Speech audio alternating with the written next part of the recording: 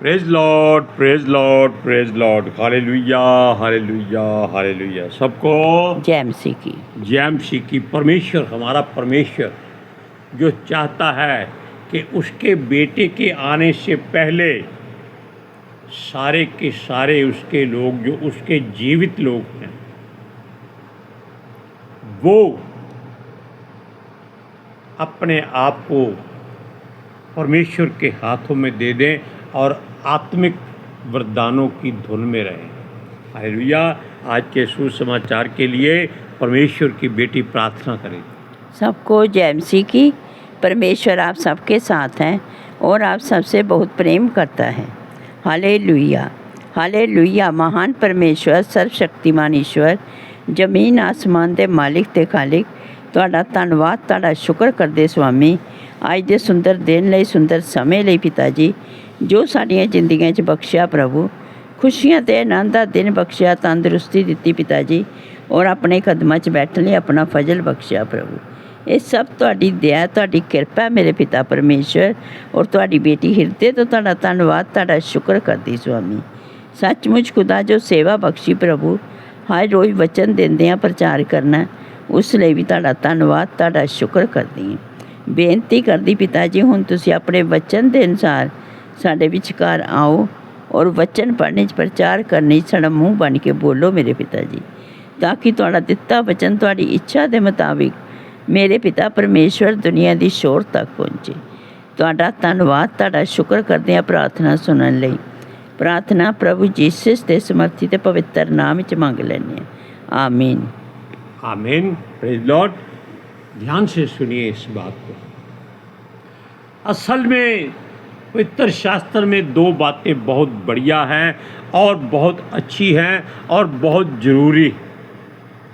एक तो हमको आपको आत्मिक बनना है, दूसरा शरीर की बातों पर, कामनाओं पर, लालसाओं पर ध्यान नहीं देना है, अर्थात शारीरिक नहीं बनना है। हालेलुया।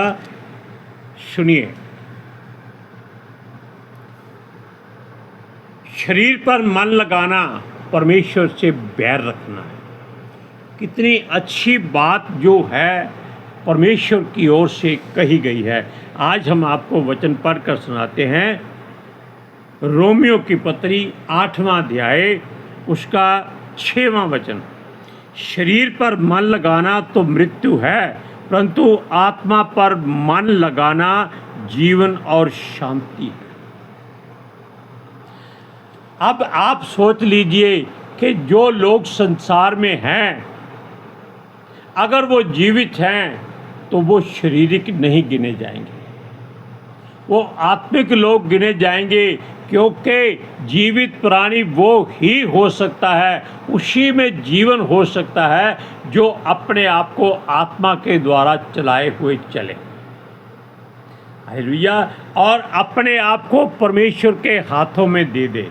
दिन भर की गलतियां होती हैं क्योंकि हम मनुष्य हैं, इसलिए फिर भी अपने आप को कोशिश करे कि वो परमेश्वर के अधीन रहे और खुदावंद के वचनों को, अब उसके हुक्मों को, उसकी आज्ञाओं को पूरा करे, उसके मार्गों पर दौड़े। हालेलुया। अब ये बात आप जान गए हैं कि शरीर पर मन मत लगाए, क्योंकि हम अपने आप को संसारिक तौर पर बहुत ही उज्जवल और लोगों का मन भावता और संसार में अपने आप को धनी और कुशल और तंदुरुस्त और रुतबे वाला और बड़ी बड़ी पहचान वाला या बड़े ओहदे वाला साबित करने की कोशिश करते हैं। और ये सारी बातें केवल मृत्यु तक ले जाती हैं, इनमें कोई भी जीवन को नहीं पहुंचाता। Hallelujah, hallelujah, praise Lord, praise the Lord. अब देखिए दूसरा वचन है, 7वां वचन। क्योंकि शरीर पर मन लगाना तो परमेश्वर से बैर रखना है, क्योंकि ना तो परमेश्वर की व्यवस्था के अधीन है और ना हो सकता है। अब परमेश्वर की व्यवस्था क्या है? उसका कानून है। उसके कानून 10 हैं, जो उसने आपको दिए हुए हैं। ये हम कई बार पढ़कर भी सुना चुके हैं। अब अगर आप चाहें तो आप इन 10 के 10 कानूनों को, ये वो कानून हैं जो मूसा को परमेश्वर ने पत्थर की पटियाओं पर दिए थे। इसको सूरज प्रमाणी ने बड़ी अच्छी तरह से बराबर बराबर बांटा है 2 तख्तियों पर, क्योंकि परमेश्वर ने मूसा को 2 तख्तियां दी थी पत्थर की। पहले 4 वचन जो परमेश्वर की आत्मिक वचन थे, और बाकी 6 संसार के जरिए जो लोग रहते हैं उनसे दूर रहने की एक चेतावनियां थी। ये बातें इसलिए आपको बता रहे हैं कि पवित्र आत्मा जी चाहते हैं कि हम शारीरिक होने की बजाय आत्मिक होने की कोशिश करें। हालेलुया। इसका परमेश्वर से बैर करने का मतलब ये है कि हम अगर परमेश्वर का हुक्म नहीं मानेंगे, जैसे कोई कर्मचारी काम पर लगा हो और मालिक से तनख्वाह अपनी मर्जी की पाता हो और उसका काम अच्छी तरह से ना करे या उसका हुक्म ना माने, उसका कहना ना माने, तो क्या वो मालिक उसको रखेगा? वो उसको लात मारकर बाहर कर देगा। और यही बात हमारे परमेश्वर के सामने आप लोग ना करें तो अच्छी बात है। हालेलुया। सुनिए इसका 8वां वचन, और जो शारीरिक दशा में हैं वे परमेश्वर को प्रसन्न नहीं कर सकते, क्योंकि हम प्रसन्न करते हैं संसार को। संसार के लोगों में अपने आप को जो बातें हमने बताई हैं दिखा दिखा कर, सुना सुना कर कि हम बहुत धनी हैं, हमारे पास धन इतना है कि हम आग लगा दें तो भी ख़त्म ना हो। अरे भाई, आग ही लगानी है तो इकट्ठा को किया, दूसरों को बांट दो। जबकि हमारा प्रभु यीशु मसीह यही कहता है कि अपनी संपत्ति कंगालों को दान कर दे। ये ख्याल रखना, सारे लोग कंगाल नहीं हैं, लेकिन आप जान ले, परख लें कि कौन ज़रूरतमंद है, वो कंगाल है। हालेलुया। इसलिए आप जिस बात को जांचिए कि जो शारीरिक दशा में है वो परमेश्वर को प्रसन्न नहीं कर सकते, वो संसार को प्रसन्न करते हैं। अगर परमेश्वर को प्रसन्न करना है तो हमें उसकी बातों पर ध्यान देना होगा, उसके ही मार्गों पर दौड़ना होगा। हालेलुया। अगर आपका आत्मा किसी बात को नहीं मानता तो आप उस बात को परमेश्वर के सामने मत करें।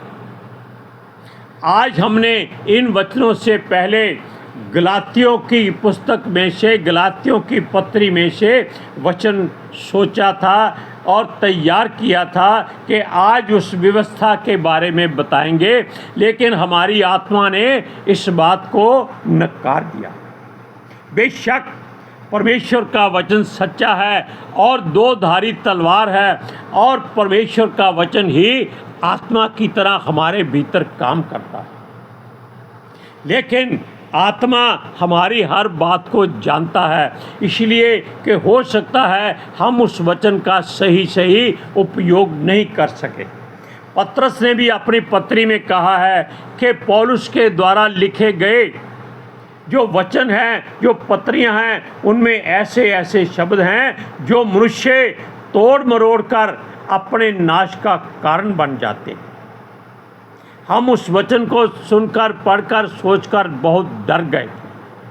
हमने अपनी पत्नी से सलाह की कि हम परमेश्वर से दुआ करेंगे कि हम उस वचन को नहीं बोल सकते, इसलिए आज हमको कोई और वचन दिया जाए। तब हमारे आँखों में ये परमेश्वर ने जो पुस्तक निकाली, रोमियों का वचन दिया। अब आप जान लीजिए कि परमेश्वर के पवित्र आत्मा जी कैसे काम करते हैं। ये सारा काम परमेश्वर की मर्जी से होता है और यीशु मसीह के निगहबानी में होता है, क्योंकि उसमें आपने वचन पढ़ा है कि पवित्र शास्त्र में यीशु मसीह कहता है कि पवित्र आत्मा जी को आप जानते हैं, संसार नहीं जानता। आपने उसे देखा है, संसार ने नहीं देखा, और उसको आपके लिए सदा लौं से एक सहायक बनाकर भेजा गया है कि जो वो कहेंगे वो वचनों को लेकर, परमेश्वर के वचनों में से लेकर आपको बताएंगे, परमेश्वर की बातों में से लेकर हमको बताएंगे, ताकि हम उसी मार्ग पर चले जहां हमारा परमेश्वर हमको चलाना चाहता है। वचन में भी कहता है कि जिस मार्ग पर तुम चलना चाहोगे उसी मार्ग पर तुम्हें चलाया जाएगा। लेकिन याद रखना, अगर एक वचन लिखा है कि अगर नींव ढा दी जाए तो धर्मी क्या करेगा। नींव का मतलब है कि अगर आपके द्वारा जो वचन बोला गया है उसकी जड़ नहीं है, जैसे पेड़ की जड़ होती है या बहुत बड़े एक किसी स्मारक की नींव होती है जो चट्टान पर खोदकर बनाई जाती है, अगर ऐसी नींव ना हो तो यरीहो की दीवार की तरह परमेश्वर के स्वर्गदूत गिरा देते हैं। इसलिए समय आने से पहले अपने आप को इन बातों में सचेत कर लो और पिता परमेश्वर से हमेशा दुआ करो कि प्रभु हमें अपनी मर्जी से चला, अपने हुक्मों पर चला। Hallelujah, hallelujah, praise Lord, praise the Lord. अब सुन लीजिए इस बात को। भजन संहिता 51 जबूर में वो कहता है कि हे परमेश्वर अपनी करुणा के अनुसार मुझ पर दया कर, करुणा तरस खाकर, और परमेश्वर करुणा करता है क्योंकि वो तरस खाने वाला परमेश्वर है। हालेलुया। और वचन के अनुसार भजन संहिता में बहुत जगह लिखा हुआ है, 145 जबूर में भी लिखा है, 143 जबूर में भी लिखा है कि वो हमारा परमेश्वर दयालु है, अनुग्रहकारी है, विलंब से क्रोध करने वाला है और करुणामय परमेश्वर है। और ये वचन भजन संहिता 103 में भी लिखा हुआ है। इसलिए इस वचन की महिमा जो है वो बहुत ज़्यादा है। इस वचन को पढ़कर याद करके हमेशा इसी के मकसद को पूरा करने के लिए आपको चलना है। अगर परमेश्वर दया ना करे तो आप पर दया कोई नहीं कर सकता, क्योंकि वो कहता है जिसको वो यानी कि परमेश्वर का मेमना प्रकाशित वाक्य में लिखता है कि जिसको वो बंद कर दे, यानी कि जो भी मार्ग वो बंद कर दे उसको कोई खोल नहीं सकता, और जिस मार्ग को वो खोल सकता है, खोल देता है, उसको कोई बंद नहीं कर सकता। Hallelujah, hallelujah, praise Lord. Praise the Lord. इसलिए सुनिए, फिर भी परमेश्वर का वचन कुछ और भी आपको सहूलत देता है। वो कहता है, वचन सुनिए, रोमियो की पत्री 8वां अध्याय उसका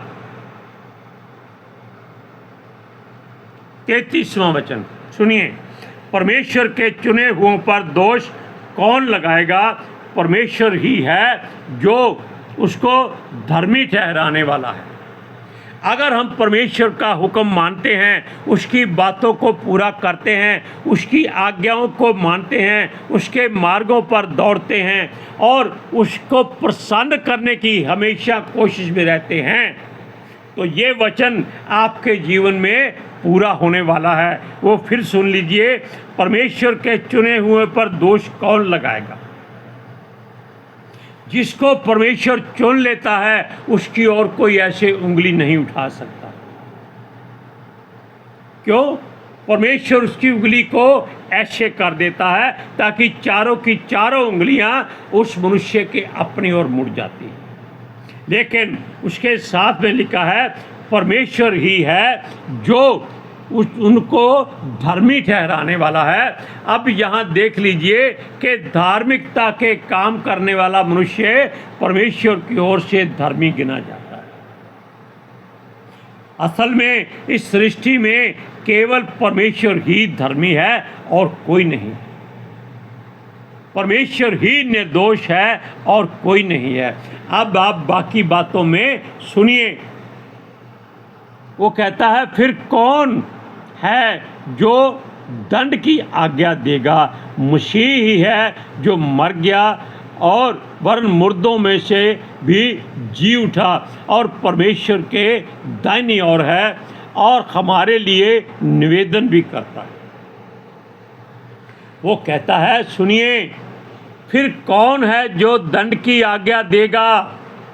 क्या संसार में कोई ऐसा मनुष्य है जो किसी मसीह पर दंड की आज्ञा दे सके? क्यों नहीं दे सकता? क्योंकि परमेश्वर ने अपने लोगों को संसार से अलग किया हुआ है, उनसे नाता खत्म कर दिया है। केवल हम किराए के घरों में मिट्टी के बर्तन बनकर रह रहे हैं,